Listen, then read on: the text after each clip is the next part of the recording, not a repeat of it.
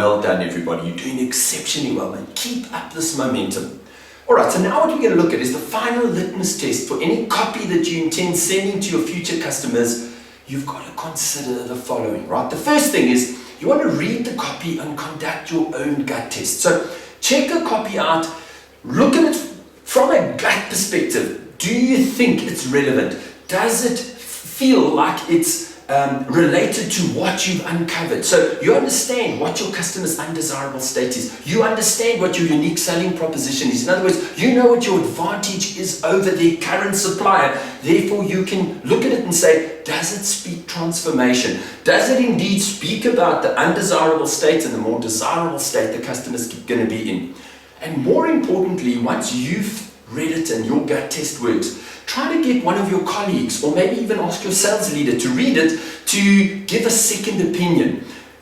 Also, one of the things that really works very well is split testing. So maybe what you can also do is you could try more than one. So let's say you have a couple of customers that are experiencing similar challenges. Well, what you could do is you could write one or two different versions, send them out, and see which of them gives you the best response, okay? The next question you want to ask, and this is very, very important. Remember, what is going to entice a customer to open one of these is the heading. The subject line has got to catch their attention. Obviously, as we've said before, the subject line must have their name so that it attracts their attention and goes, this is for you. And then, once that we've caught their attention, now we need to make sure that the rest of the subject line is relevant. In other words, it's got to be related to something of value or something that is important to that specific customer.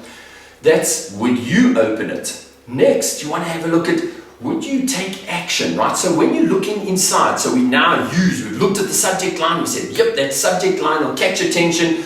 The customer will open the email, because once they open the email, now they've shown that, wow, this message has caught my attention and I'm now aware of what the offer you're making is. I'm aware of the transformation. I'm aware of how you're going to help me to go from an undesirable to a much more desirable place.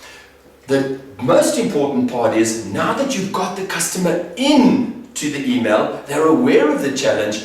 Now you've got to say, would you be able to get them to take some action? Now remember what I said to you, your early emails must never have links in them, because as soon as there's a link in the email, it'll probably go into spam. That's one of the criteria that they use to evaluate spam.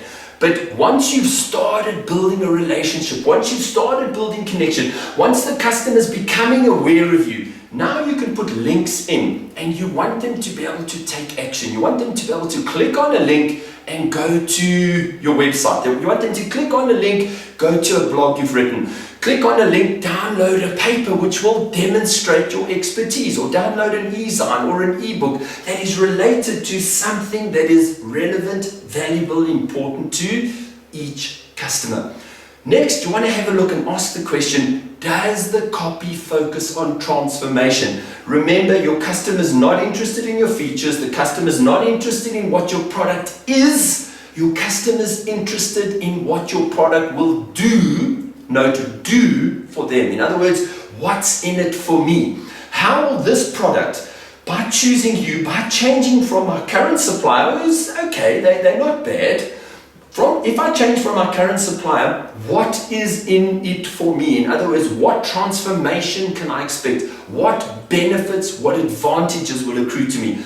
And you must got to make sure that your copy speaks to the benefits, the advantages, and the transformation, not the features of your product. Okay, so after reading the copy, are you certain how your product or service will transform your customer's life or business? And like I say, read it yourself, do the gut test, but then get someone else, get one of your colleagues, get your sales leader or someone else to give you a second opinion. Guys, this is that important. You want to make sure, remember, you only get one chance to make a first good impression. So make sure that when you are working with your customers, you are investing enough time. You're using, in other words, you're making sure that the copy that you're sending out is relevant and completely related to each customer's unique circumstances.